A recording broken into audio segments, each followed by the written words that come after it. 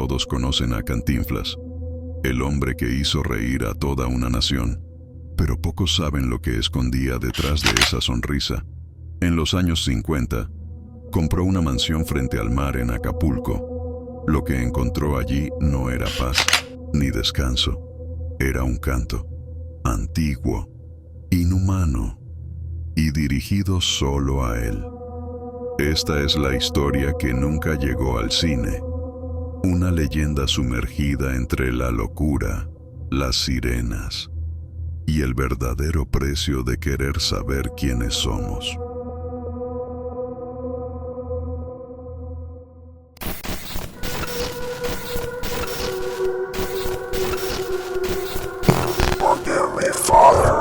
No deberías de estar aquí.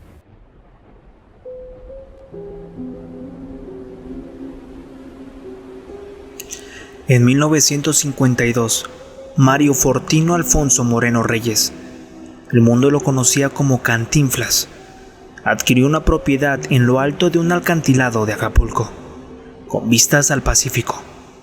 La mansión era majestuosa, de arquitectura modernista y rodeada de jardines salvajes, que parecían desafiar la lógica del clima. Tenía muros blancos, que brillaban como huesos bajo el sol, y una piscina que se confundía con el océano cuando lo mirabas desde ciertos ángulos. No era raro que las estrellas de la época invirtieran en propiedades frente al mar. Lo que hacía única esta mansión era su historia. Según contaban los lugareños, el terreno había sido habitado durante generaciones. Viejos pescadores hablaban de voces bajo el agua y de cuerpos que desaparecían cuando la marea subía. Pero Mario, hombre de ciencia y sarcasmo, se reía de esas historias. Decía en tono burlón que si había sirenas, ojalá cantaran boleros para amenizar sus fiestas. Lo curioso es que, después de mudarse, dejó de hacer bromas. La prensa pensó que era la edad, que estaba más concentrado en sus negocios. Pero quien lo conocía bien, notaron un cambio sutil. Su mirada siempre parecía perdida en el mar, como si esperaba que algo saliera de ahí. Y entonces, una noche de la luna nueva, los vecinos dijeron haber escuchado un canto. No un canto humano, algo más. Cantinflas nunca fue un hombre supersticioso, pero a las pocas semanas de mudarse a la mansión, comenzó a hablar en voz baja de cosas que no encajaban con su imagen pública. Las oigo cantar cuando la bruma cubre el agua. No son mujeres, no del todo. Le confesó a un viejo amigo productor. A pesar de sus palabras, no parecía asustado. Estaba fascinado, como si hubiese encontrado un secreto del universo solo para él. Mandó instalar telescopios, binoculares náuticos, micrófonos direccionales apuntando hacia el mar. Su estudio se transformó en un pequeño observatorio marino. Tapizó las paredes con gravas antiguas de sirenas, mapas de rutas migratorias de ballenas y bocetos de criaturas mitológicas del folclore mexicano. Por la noche se sentaba frente a la piscina, solo, siempre solo, con una copa en la mano, mirando hacia el abismo marino. Decía que si te quedabas en silencio absoluto, podías oír cómo lloraban desde el fondo del océano.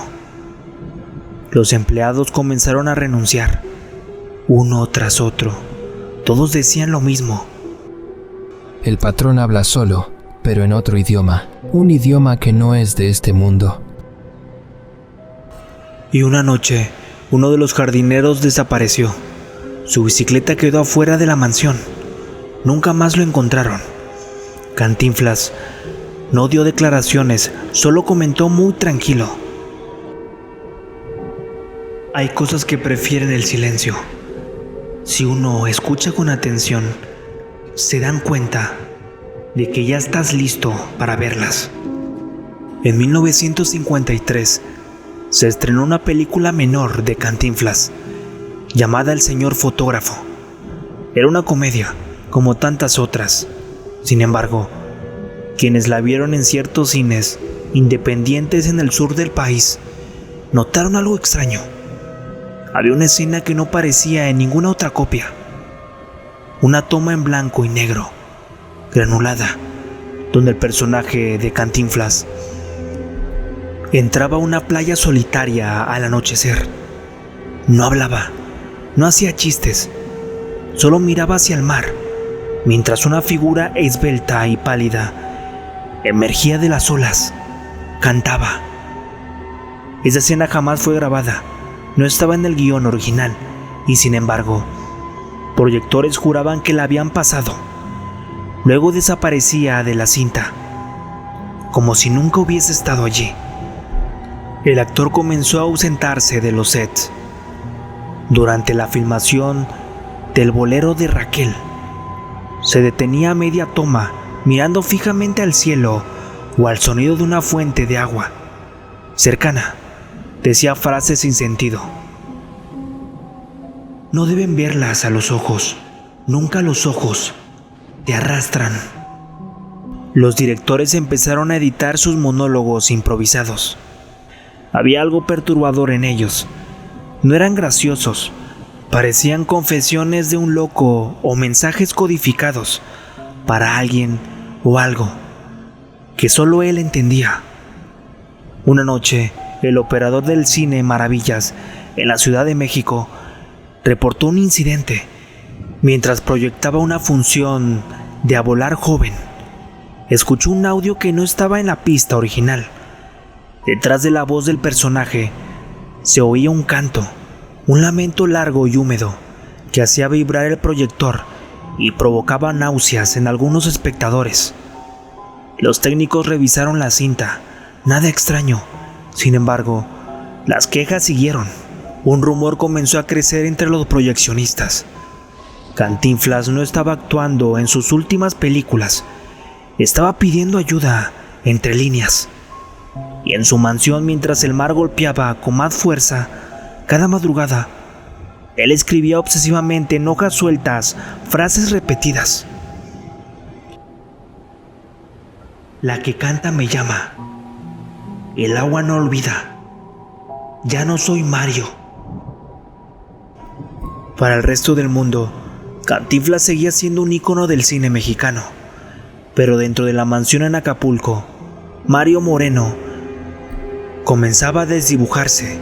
Su risa, esa que durante décadas había hecho carcajear a medio país, empezó a sonar vacía, mecánica, como si fuera parte de un ritual que ya no entendía. Reía solo, frente al espejo, frente al mar. Incluso mientras dormía, según los pocos empleados que aún quedaban en la casa. Una mañana, la ama de llaves encontró el estudio hecho un caos. Libros arrancados, mapas de corrientes marinas rotos y una vieja grabadora con una cinta reproducida hasta gastarse.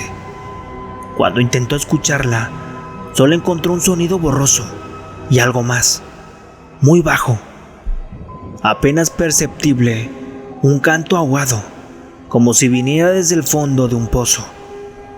Mario la despidió esa misma tarde. «No lo entendiste», dijo con una sonrisa temblorosa. «Ellas cantan para mí, no para ti». Dejó de contestar llamadas, se encerraba días enteros sin comer, sin dormir. Tenía el rostro demacrado y los ojos, antes brillantes, pícaros, ahora eran vidrios rotos apuntando hacia adentro. En una carta nunca enviada a su colega Joaquín Pardave, escribió: «Cuando me hundo en el agua, no respiro, pero tampoco me ahogo. Ellas me muestran cosas, ciudades sumergidas, risas flotando. Me llaman por mi nombre real, no el artístico, el otro, el que olvidé».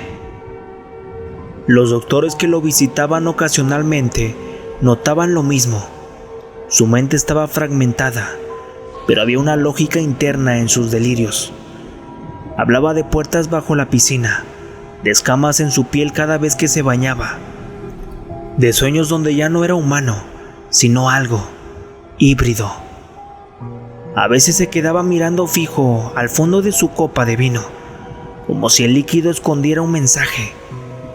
Y una de esas noches de encierro, garabateó en la pared del estudio, con tinta negra: la comedia es una trampa. Ellas ríen cuando finges no tener miedo. El sonido fue lo primero, una nota prolongada que vibraba en los cristales de la mansión. No era un canto, exactamente, era más bien una llamada. Le llegaba cuando estaba solo, cuando la bruma del océano se deslizaba por los ventanales y la superficie de la piscina parecía un espejo líquido, sin fondo. Mario dejó de usar ropa formal. Iba en bata, descalzo, con los pies siempre humeados. Hablaba con el mar como quien llama a un amante. Decía que había aprendido a distinguir sus voces, una grave, como un lamento arrastrado por las profundidades, otra aguda, dulce, con la ternura de una nana maldita. Y luego estaba ella. Nunca dijo su nombre, solo que era la más vieja, la primera. Una noche el silencio era tan profundo que el tic-tac del reloj parecía un grito. Entonces lo escuchó, el susurro, justo al borde de la piscina. Ven a mí.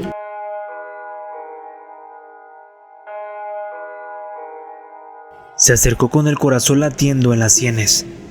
El agua brillaba, aunque no había luna. Se arrodilló. No supo si fue un sueño o un delirio, pero cuando su mano rozó el agua, algo la sostuvo desde dentro, una mano fría y delgada, como membranas entre los dedos. La vio. Sus ojos eran demasiado grandes para un rostro humano, negras pupilas flotando en leche salada. Su cabello era como algas y su voz era un eco de todas las canciones tristes del mundo.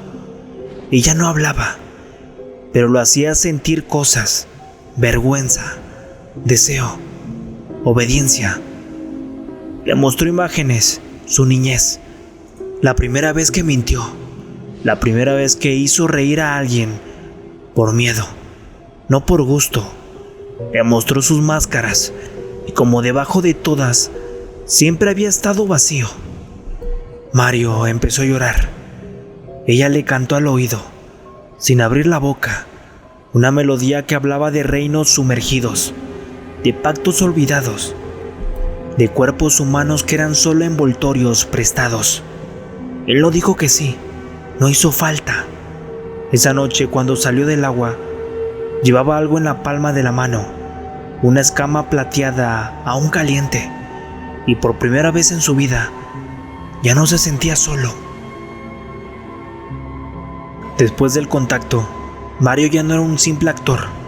Decía que había sido elegido, que ellas le habían permitido ver apenas una gota del océano real, ese que no se encuentra en ningún mapa.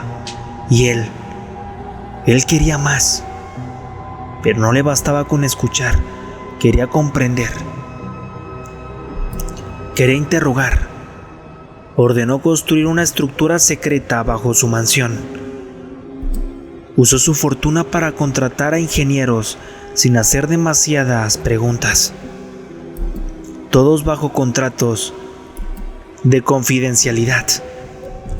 Lo llamaba un proyecto artístico experimental, pero los planos mostraban otra cosa: una cámara subterránea con paredes de vidrio reforzado, tubos para inyectar agua salada y mecanismos de cierre hermético, una jaula para una criatura que ni siquiera debería existir. No era para hacerles daño, decía Mario, mientras bajaba personalmente a supervisar. Es para entenderlas. Ellas tienen respuestas que ni Dios se atreve a preguntar. Pero algo dentro de él ya estaba cambiando. Dormía de día, pasaba las noches en la costa, caminando solo, arrojando pequeños objetos al mar: perlas, espejos, dientes humanos. Decía que eran ofrendas. Una madrugada el pescador de un pueblo cercano escuchó lo impensable. Risas, no humanas, agudas, como si se filtraran por grietas en otro plano. Provenían del agua, y entre las olas alcanzó a ver una figura que parecía una mezcla de mujer y reptil, observando a un hombre en bata blanca con los brazos abiertos. «Ya casi estás lista para mí», murmuraba Mario mientras trazaba símbolos con sal sobre el piso humeado de la jaula. «Y yo para ellas, pero primero quiero una, aquí, frente a mí». Su lógica se retorcía. Decía que si podía encerrar a una de ellas, obligarla a hablar, entendería lo que significaba ser humano. Porque nosotros también venimos del agua. Se repetía frente al espejo, mientras sus ojos comenzaban a tornarse ligeramente opacos, acuosos, como si empezaba a reflejar algo que no pertenecía al mundo seco. Y entonces, una noche sin luna, las alarmas de la mansión sonaron por primera vez. La jaula ya no estaba vacía. La jaula se selló sola. Los generadores de la mansión temblaron con una descarga súbita, como si el agua salada hubiera absorbido más energía de la necesaria. Las luces parpadearon y durante unos segundos la casa entera quedó en penumbras. Cuando regresó la electricidad, Mario bajó al laboratorio subterráneo con una linterna. El aire olía a hierro y a mar rancio. El piso estaba cubierto por pequeñas huellas húmedas, como si una criatura escamosa hubiera caminado sin rumbo antes de esconderse. Frente al cristal de la jaula había algo. No era una sirena como en los cuentos. No era hermosa ni angelical. Era delgada como un cadáver flotante, de piel traslúcida, casi gelatinosa, con huesos visibles bajo una membrana brillante. No tenía ojos, al menos no donde deberían estar. En su lugar, 2 manchas negras palpitaban como si respiraran. La criatura se aferraba a una de las esquinas, encorvada, pero consciente. No temblaba. No se movía con desesperación, simplemente esperaba. Mario la observó en silencio por más de 1 hora. Su rostro estaba bañado en sudor, pero sus ojos brillaban con una mezcla de triunfo y terror infantil. ¿Sabes quién soy?, él susurró al cristal. Soy el que te escuchó primero, el único que quiso aprender, no huir. La criatura giró lentamente la cabeza. Su boca se abrió, pero no salió sonido. En cambio, el agua de la jaula comenzó a vibrar. Y entonces, Mario escuchó una voz, no afuera, adentro, dentro de su cabeza. Una voz que sonaba como un recuerdo de su madre, deformado, como si hablara desde el fondo de un pozo lleno de sal. No puedes contener lo que no pertenece a este mundo. No puedes encerrar al mar, Mario. Comenzaron a salir burbujas del cuerpo de la criatura, y cada burbuja tenía forma, rostros, gestos. Algunos eran él mismo, riendo. Otras eran niños. Otras no tenían forma humana en absoluto. El laboratorio comenzó a oler a podredumbre marina, a algas milenarias, y la criatura seguía hablándole, sin mover, inundando su mente con imágenes imposibles. Un abismo sin fin, el fondo del océano cubierto de dientes, cuerpos humanos flotando, cantando sin pulmones. Mario cayó de rodillas. Por primera vez en toda su vida, la risa lo abandonó por completo. Y desde dentro del cristal, la criatura sonrió, sin labios. Durante semanas, Mario Moreno no abandonó el subnivel de su mansión. Comió poco, dormía apenas y pasaba los días frente al cristal, intentando comunicarse con la criatura que había traído desde el abismo. Había llenado libretas con notas incoherentes, símbolos, intentos fallidos de traducir el canto silencioso que vibraba en su mente como una enfermedad. La criatura permanecía allí, observándolo sin ojos, sin moverse, como si lo estuviera esperando.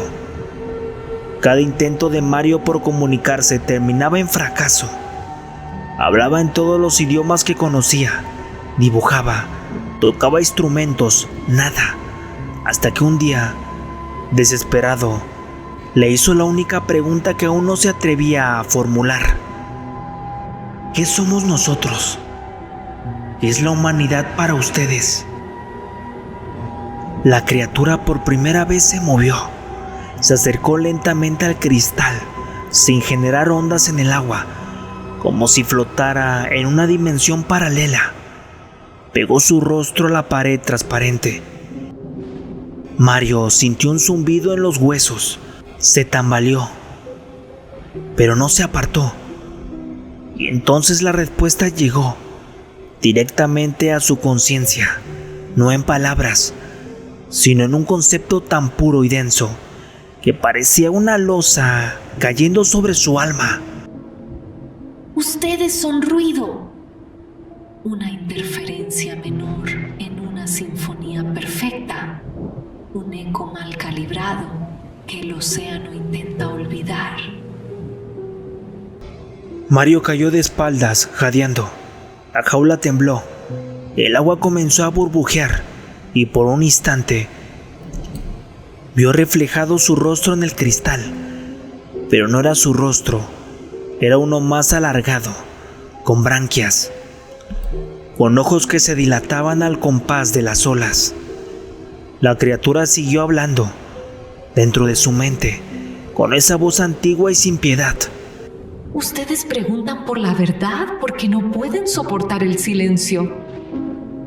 Creen que entenderlos nos hará respetarlos, pero ni siquiera ustedes se entienden entre sí.